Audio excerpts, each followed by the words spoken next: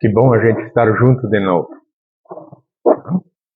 E como sempre fazemos no início de um trabalho espírita, nós procuramos nos harmonizarmos, o nosso equilíbrio interior, a serenidade, porque como todos viemos das nossas atividades aí fora, normalmente estamos agitados. Então, a prece, que é uma conversa com Deus, é um mecanismo que nos harmoniza.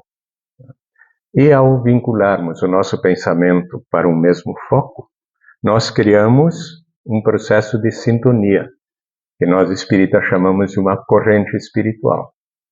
Então estamos todos vinculados dentro de uma mesma frequência, assimilando e doando ao mesmo tempo tudo aquilo que temos de bom.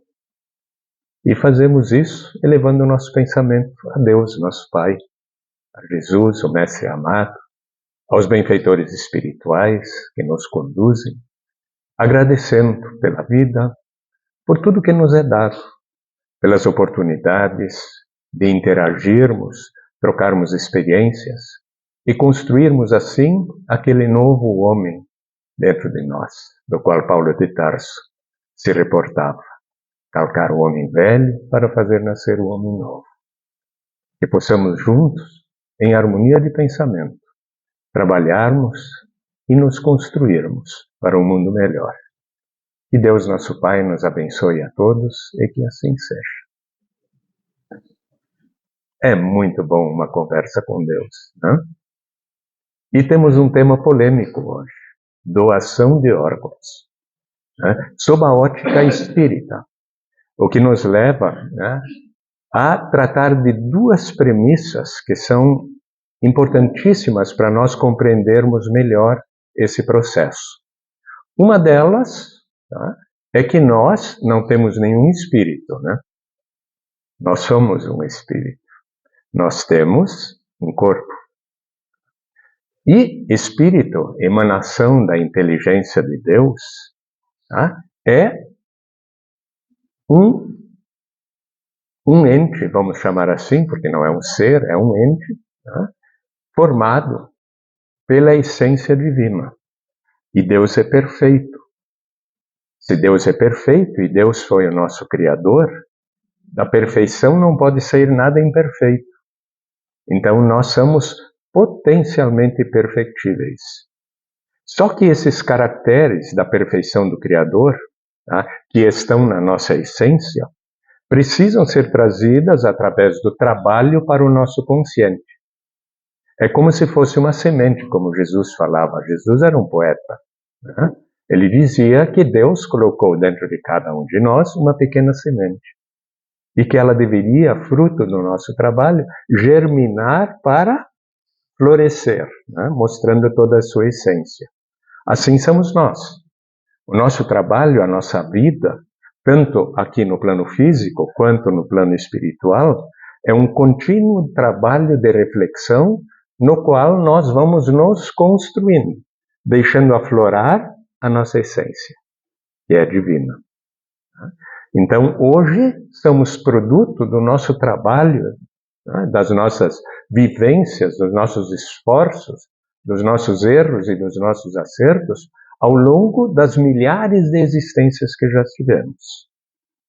Gostamos de utilizar muito como figura para isso, como se nós fôssemos um arquivo. E o nosso arquivo ele é preenchido com as fichas que são as nossas experiências. Então hoje nós somos produto de todo o fichário que acumulamos ao longo das várias vidas que já tivemos. Nós somos produto da construção de nós mesmos. Ninguém nos constrói. Somos nós, pela força do trabalho, que nos construímos. E nós, espírito, então, de tempos em tempos, encarnamos, entramos na carne, para exercitar uma determinada temporada, uma escola, no mundo da matéria. E para que nós, espíritos, possamos sensibilizar essa matéria, que é uma máquina perfeita, nós temos vários corpos intermediários entre o espírito e o corpo material. A doutrina espírita chama esse conjunto de corpos intermediários de perispírito. A doutrina espírita, ela foi codificada em 1850. Hoje, a ciência já nos mostra que para essa descida vibratória, nós precisamos de vários tradutores. Então, o perispírito é formado por 5 corpos intermediários. O mais básico é o nosso corpo material. Depois disso, temos o corpo astral, ou o corpo emocional, que é aquele que nós vemos na vidência, que tem o mesmo formato do nosso corpo físico. O terceiro corpo é o corpo mental. E depois tem corpos mais sutis. Importante para nós são esses primeiros 3 corpos: o corpo material, o corpo emocional ou astral e o corpo mental. O espírito, ele não fala. O espírito pensa. Ele idealiza. O espírito, quando tem uma determinada ação, ele tem uma ideia, e essa ideia é completa. É como um autor de um romance, por exemplo. Quando ele se propõe a escrever um romance, ele já tem a história completa na mente dele. Só que ele não consegue passar a história completa para nós. Ele precisa desenvolvê-la, precisa escrevê-la, por exemplo. Percebem o que é uma ideia? A ideia é a história toda.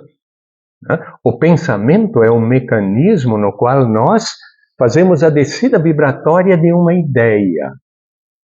E para isso, nós temos o terceiro corpo, que é o corpo mental. Ali reside a nossa mente. A ciência ainda procura a mente no cérebro. Não vai achá-la nunca ali. Porque se a mente estivesse no cérebro, quando o corpo desencarna, o espírito não pensaria mais. Então a mente é o nosso terceiro corpo. Como o espírito transmite a ideia para a mente? Através de ondas eletromagnéticas, frequência, como o rádio. Só em ondas ultra curtas. Nós ainda não temos equipamentos para medir elas. Isso sensibiliza o nosso corpo mental. O corpo mental, por sua vez, transmite o pensamento, porque a mente ela é formada pelo pensamento e não pela ideia, que é o pacote completo. Dá para compreender? A mente ela transmite o pensamento para uma glândulazinha que fica bem no meio do nosso cérebro.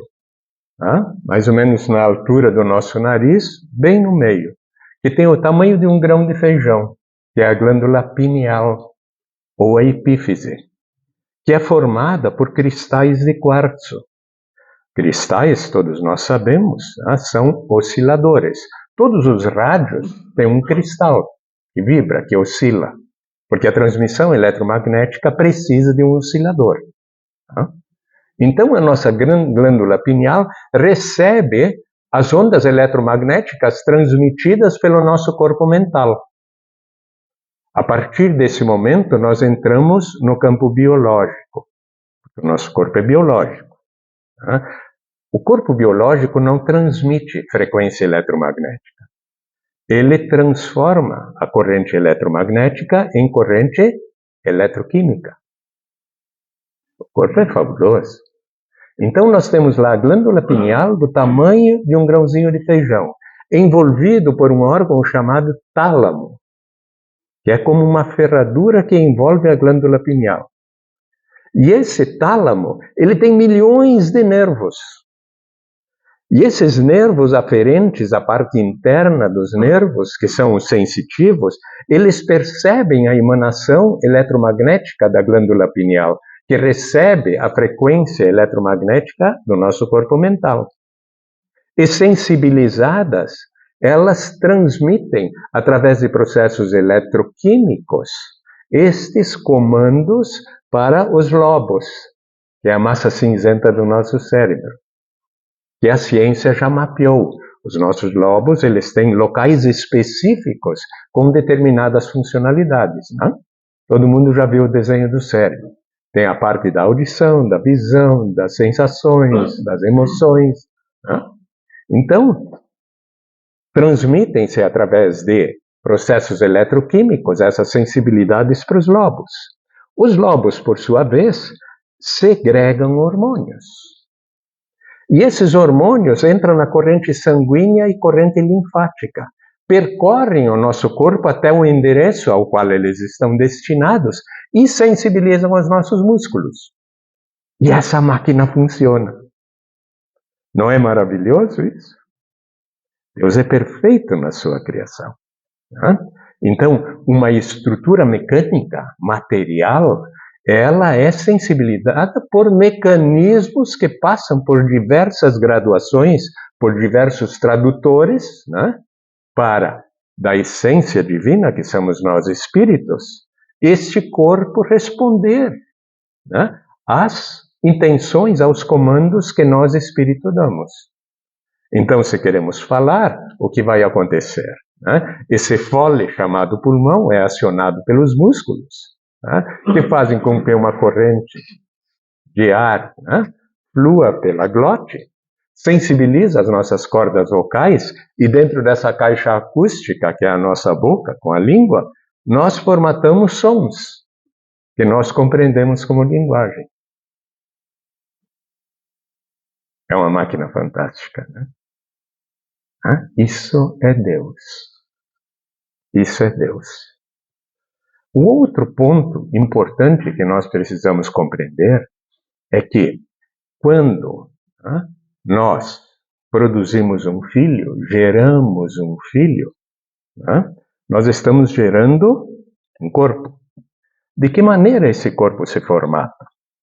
Primeiro, vem lá o espermatozoide, fecunda o óvulo, e este óvulo fecundado, de repente começa a se multiplicar violentamente.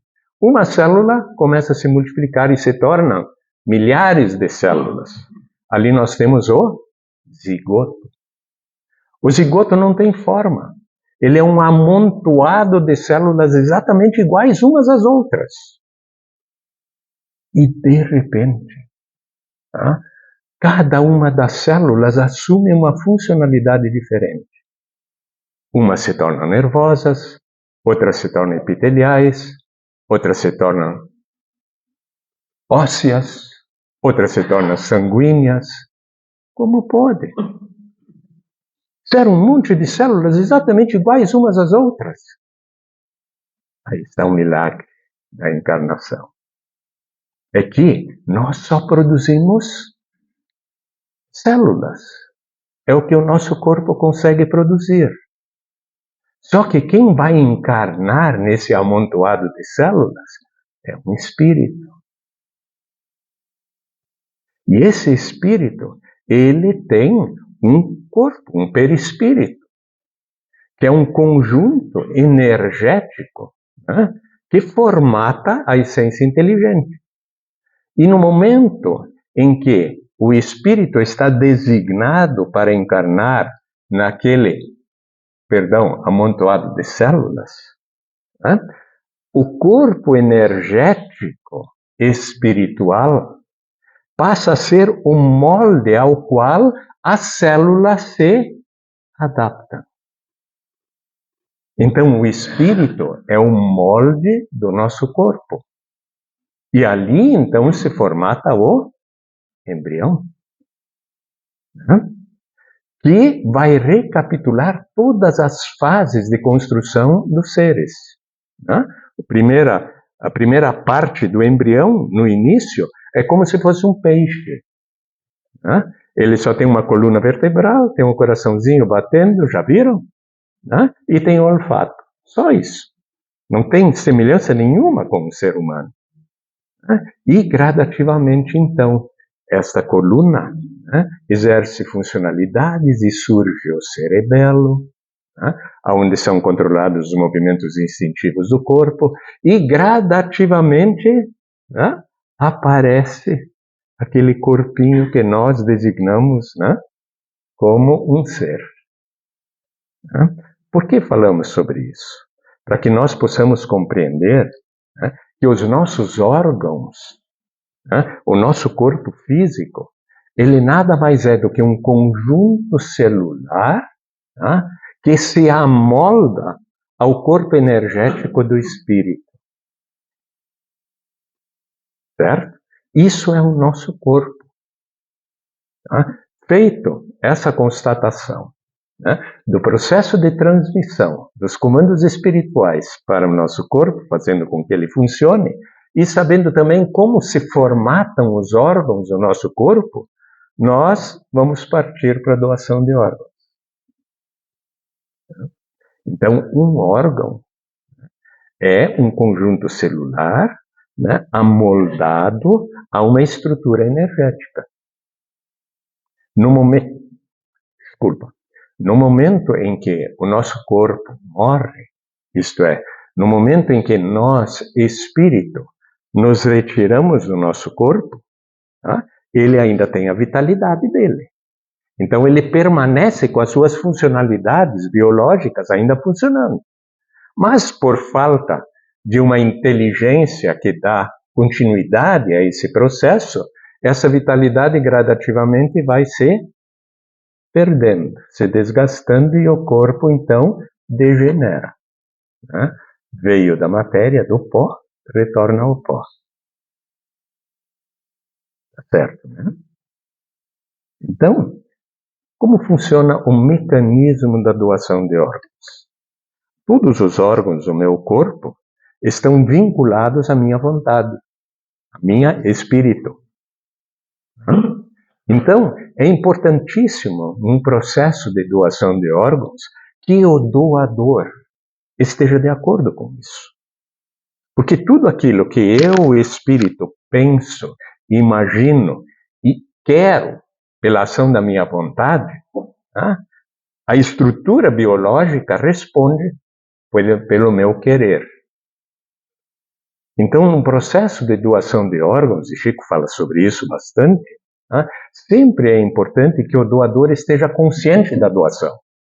Porque ele induz aquele órgão, né, na aceitação do processo. Porque se o espírito não concorda com isso, desencarna e vê que eles estão desestruturando o meu corpo, se ele não tem conhecimento espiritual, o processo da rejeição é muito provável que aconteça. É claro que existe sempre a lei de causa e efeito. Então, se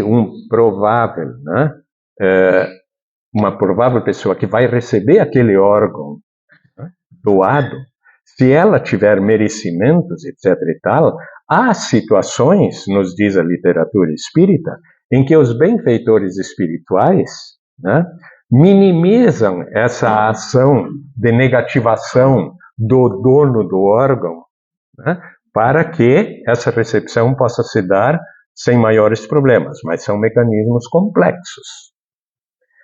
Por outro lado, aquele que recebe o órgão, né, o que vai acontecer com ele?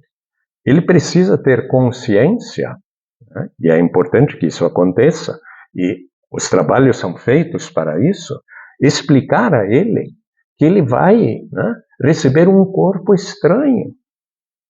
Nós não estamos falando das questões biológicas, né, de adaptação para que a rejeição não aconteça, como, por exemplo, tipos sanguíneos diferentes, vibrações diferentes, etc. e tal. Estamos só no campo espiritual. Né? Então, se eu vou receber um órgão, né, eu tenho que ser um bom anfitrião, concordam? Né? É óbvio isso. Né? E ser um bom anfitrião é perceber que um órgão estranho vai ser implantado em mim e que eu tenho que desenvolver, pela ação da minha vontade, uma vibração positiva no sentido de fazer uma adequação energética destes dois corpos que vibram, né, em patamares de frequência diferentes. Muita medicação é utilizada para isso, onde nós neutralizamos, né, as reações contrárias a que esse processo aconteça. Né?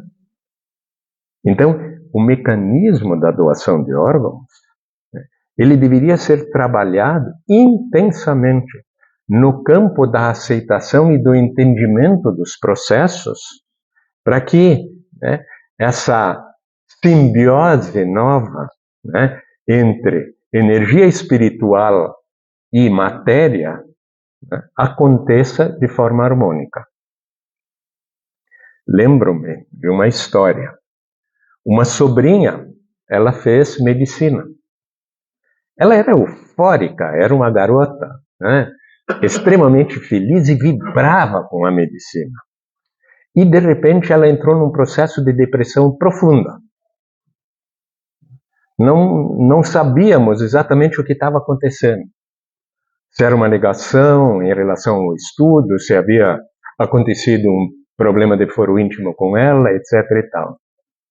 E fizemos um tratamento espiritual, na casa espírita, onde eu trabalho, etc. e tal.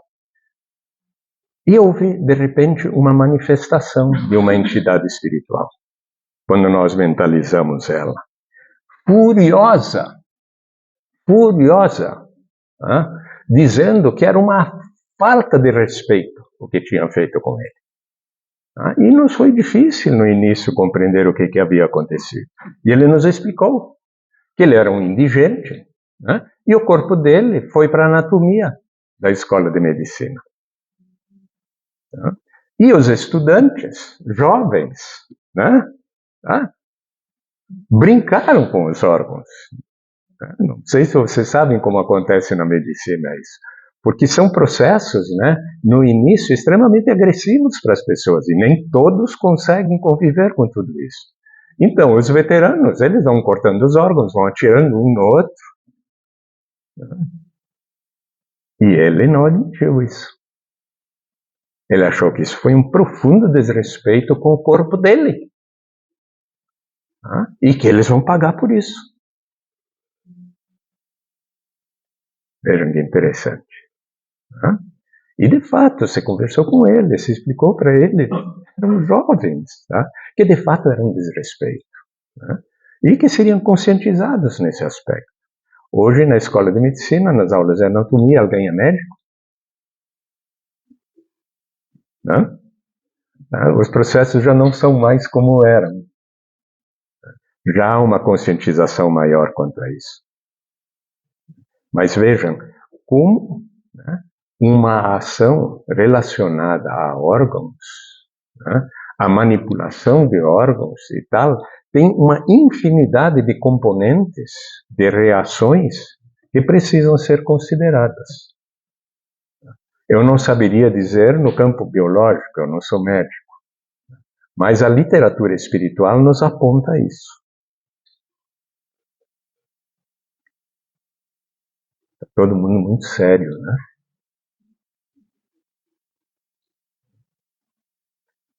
Tem certas coisas que a gente tem que procurar entender mais pelo campo do bom senso. Nós, espíritos, nós não temos polaridades. Nós não temos... O espírito não tem sexo. O sexo é uma questão específica do nosso mundo material, da nossa fase material, onde, para aprendermos a sermos co-criadores, nós tivemos as nossas polaridades separadas, o que está caracterizado com a história de Adão e Eva. Adão era hermafrodita, ele tinha as duas polaridades. Então a história nos mostra de que Deus tinha uma costela de Adão para criar a mulher. Então foram separadas as duas polaridades. Antes não era assim. Se nós formos olhar os deuses orientais antigos, eles têm duas faces. Metade do rosto homem, metade do rosto mulher.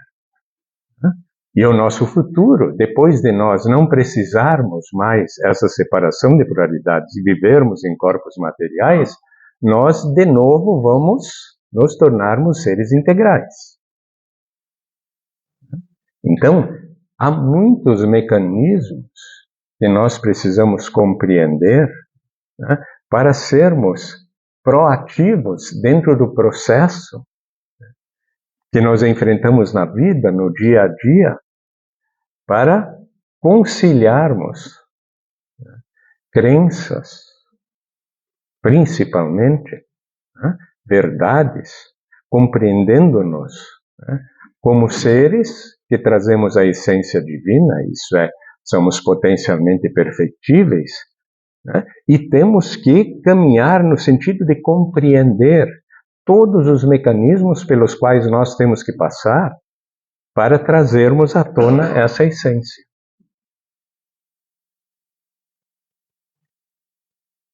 Alguma dúvida? Todas?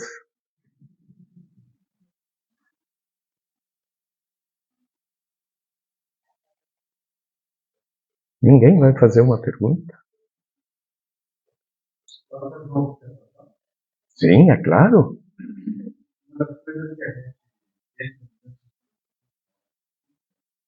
Então, a responsabilidade nossa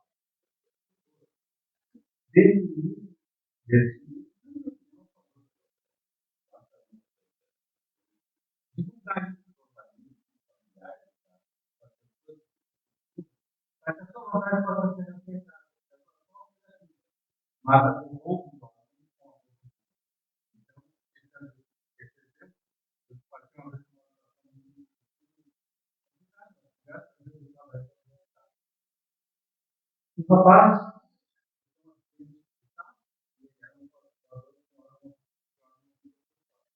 a mamãe é tia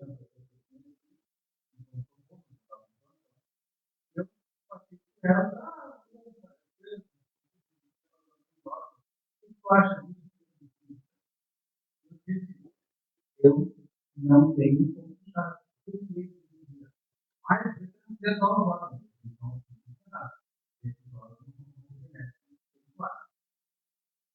Então, o respeito é mais importante porque na conta do papai do céu, ela não vai. Cada um de nós deve saber falar para quem se é ou não. Eu não posso fazer todas as coisas. Se deve respeitar a tese, qualquer coisa que você o seu propósito não me pertence.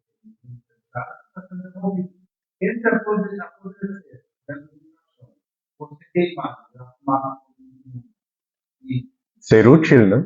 ser utilizado de uma forma chicosa, você está na situação máxima. E acho que cada um de nós deve escolher. Então, você lá, não está na lista. Exatamente. Até porque não vai dar certo. Justamente por esse processo. Implantado numa pessoa que estava parada na universidade. Porque nada disso vai impedir o resultado do outro. Exatamente. O valor das duas contas, essa pessoa não vai dar o valor vai doar um aluno e também vai sair. Exatamente. Até porque se ela não tem um merecimento para isso, merecimento é uma forma de dizer, né? Que é o que nós espíritas utilizamos. Né? A própria vibração daquele órgão, naquela pessoa, né, está doente. Porque não existe culpa, nós já falamos sobre isso, né? O que existe é remorso. E quando nós vamos peregrinando, né, o nosso aprendizado e formatando os nossos arquivos, o nosso fichário, né, nós vamos, pela vida de relação, construindo experiências. Né? Vamos pensar assim, no homem no seu primeiro momento, quando se fez homem. Né? O arquivo dele estava vazio, não tinha nada. E ele era conduzido, né, pelos instintos de sobrevivência. Então, ele estava deitado lá, porque se mexer para quê? Né? E, de repente, ele sente fome. Então, ele procura saciar isso. É uma ficha que vai para o arquivo dele. E quando ele se sacia, ele se sente bem. E aí ele começa a construir a sua consciência. Né? Depois chove, está frio, ele vai se abrigar embaixo de uma árvore. Opa, abrigar embaixo de uma árvore me faz bem. Né? Porque as primeiras coisas que nós aprendemos são as sensações. Né? E esse critério de perceber se isso para nós é agradável, é prazeroso ou é desagradável, é o que formata a nossa consciência. Nós espíritas sabemos que Kardec perguntou aos benfeitores espirituais onde está escrita a lei de Deus. E eles responderam, na consciência. Mas a lei de Deus nós vamos apreendendo, compreendendo, sempre de acordo com o arquivo que nós vamos formatando. Então, nós, enquanto éramos aborígenes, a nossa consciência da lei de Deus estava restrito à capacidade de entendimento que nós tínhamos. Isto é, a quantidade de fichas que tinha no nosso arquivo. Tem sentido isso? E gradativamente, pelas novas experiências, pelas vivências, pelos erros, pelos acertos, nós fomos enriquecendo o nosso fichário.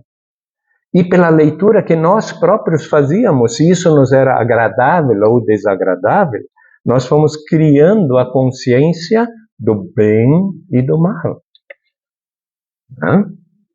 Então, cada um de nós tem uma percepção, uma leitura de acordo com o seu arquivo.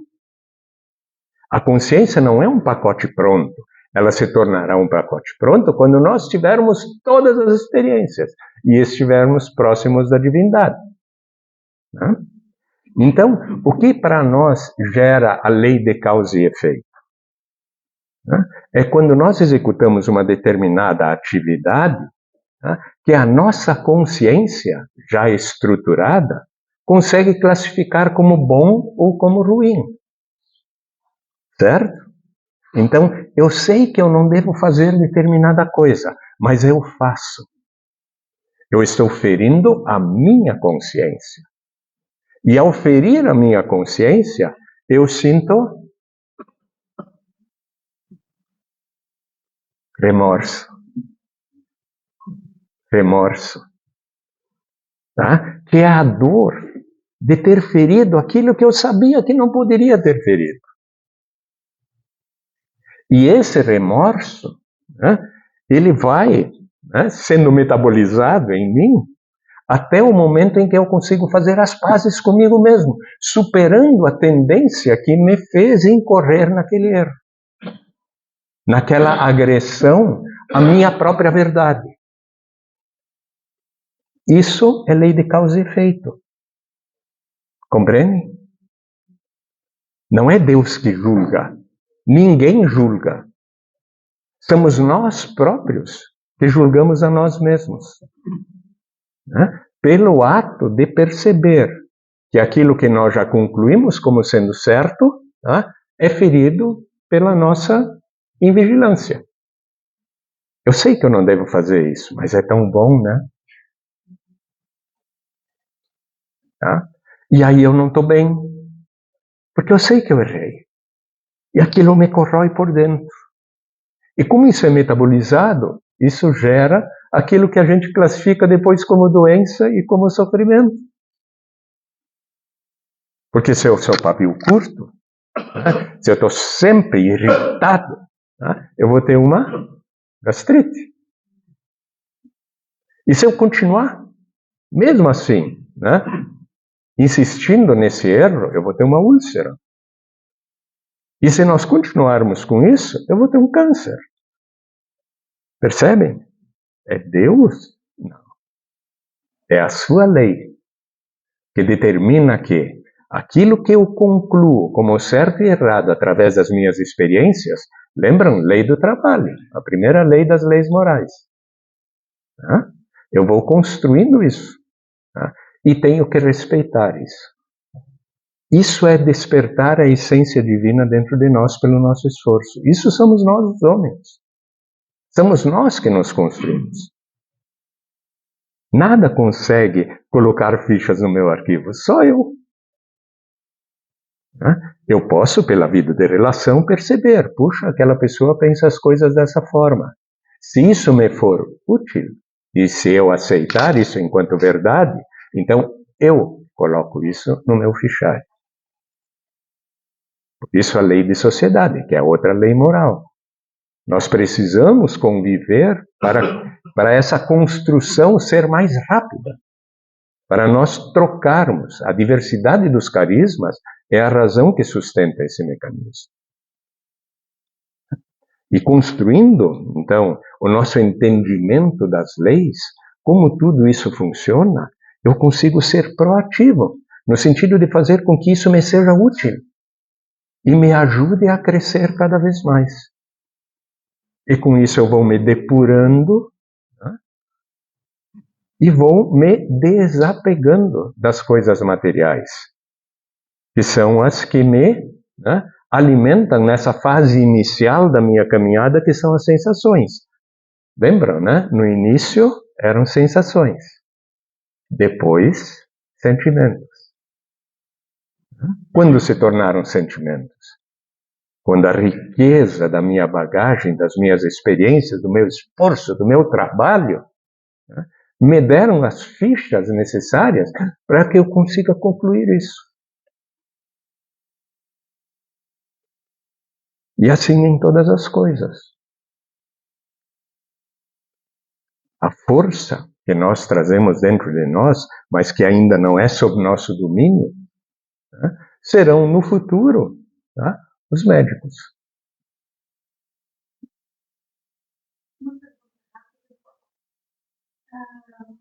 Qual é a orientação quando fica a carga do cliente, a decisão de doação ou não doação, quando a gente não faz a decisão? É o que o nosso irmão falou. Né?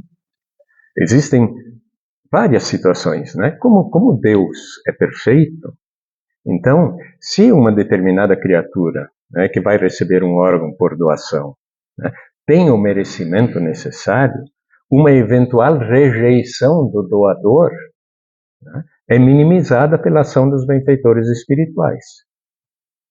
Né? Porque o bem sempre prevalece. Mas hoje que nós temos consciência desse processo, cabe nós nos prepararmos, né, pela lei da caridade, né, para fazermos utilidade àquilo que já não serve mais. Não tem sentido enterrar e queimar, né?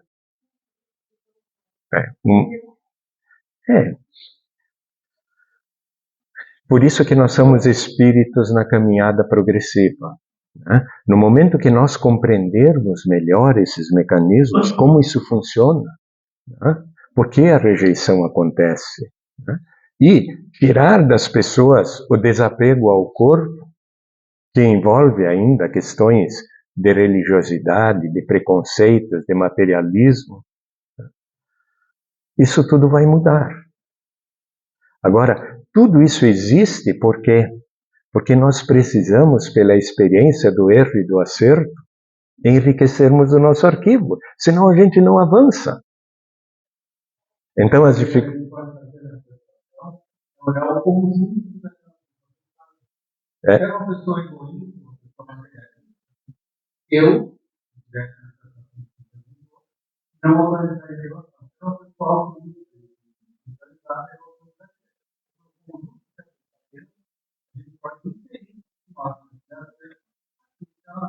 É verdade, é verdade. Só que nós teríamos a autoridade, nós podemos sugerir, né? Explicar. Ah, sim.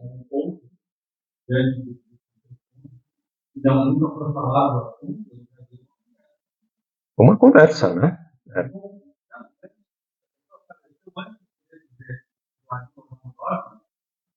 Eu escolheria, não, eu mérito. Eu já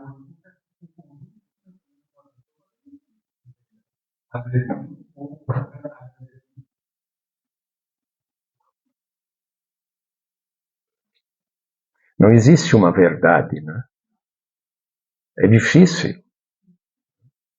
Agora, uma conversa, um diálogo, eu acho que sempre é importante, né? A explicação, quando se compreende isso, é tão bonito, né? É uma atitude tão altruísta, mas precisa ser compreendida, né?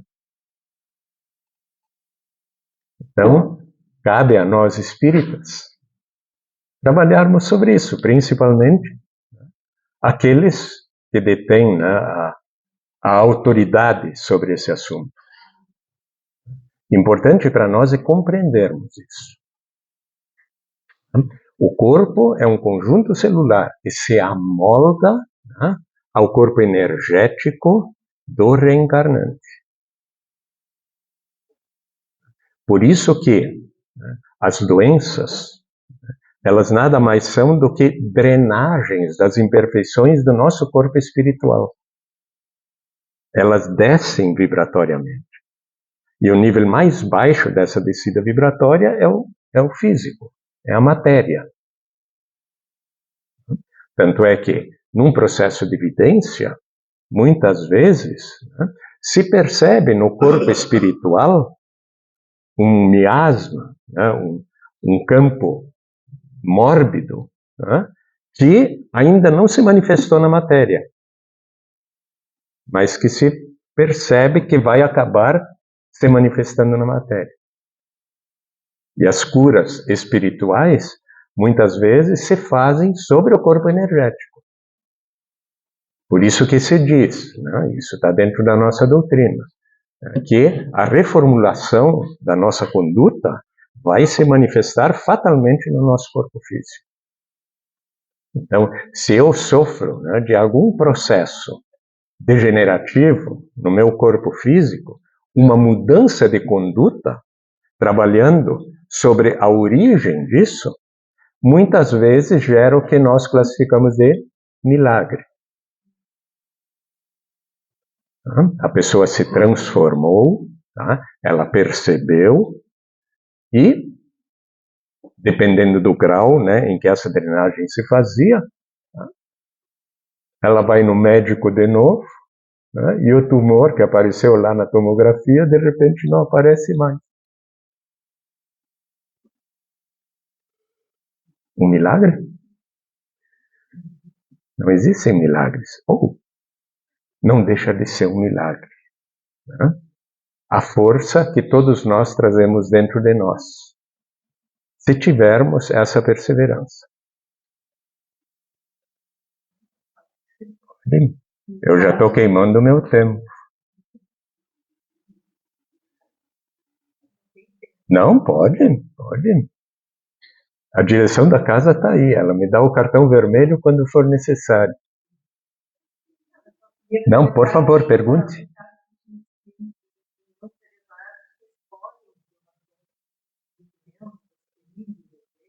Sim. Ninguém escolhe uma aprovação. Está no Evangelho, Jesus disse que a ninguém é dado carregar um fardo superior às suas forças. Nós viemos da barbárie. Basta analisar a história. Então, nós trazemos processos kármicos, tá, em nós ainda do nosso passado. Porque nós não fomos coisa muito boa no passado. Tá? Tudo isso vai se manifestar mais cedo ou mais tarde. Tá? Como a ninguém é dado carregar, né, fardos superiores às suas forças, se eu não estou preparado ainda, né, para vivenciar um processo depurativo, né, ele não vai se manifestar em mim. Por isso nós vemos, né, grandes espíritos passando por sofrimentos atrozes. Né, e eles nem percebem isso. Eles assimilam isso naturalmente. Além do mais, a lei de causa e efeito, a lei de Deus, não é uma lei de talhão. Não é olho por olho, dente por dente. Então, se eu trago uma carga, né, que eu preciso depurar, mas eu me supero nas minhas ações voltadas ao bem, eu minimizo a força dessa catarse. Essa é a beleza da lei de Deus. Por isso nós espíritas, analisando o nosso livro da vida, pedimos aos nossos benfeitores espirituais que eles nos dessem algumas horas extras, não é? Para que nós pudéssemos fazer um pouco além daquilo que naturalmente seria a nossa tarefa. conscientes de que temos, né, no livro da vida coisas para serem depuradas.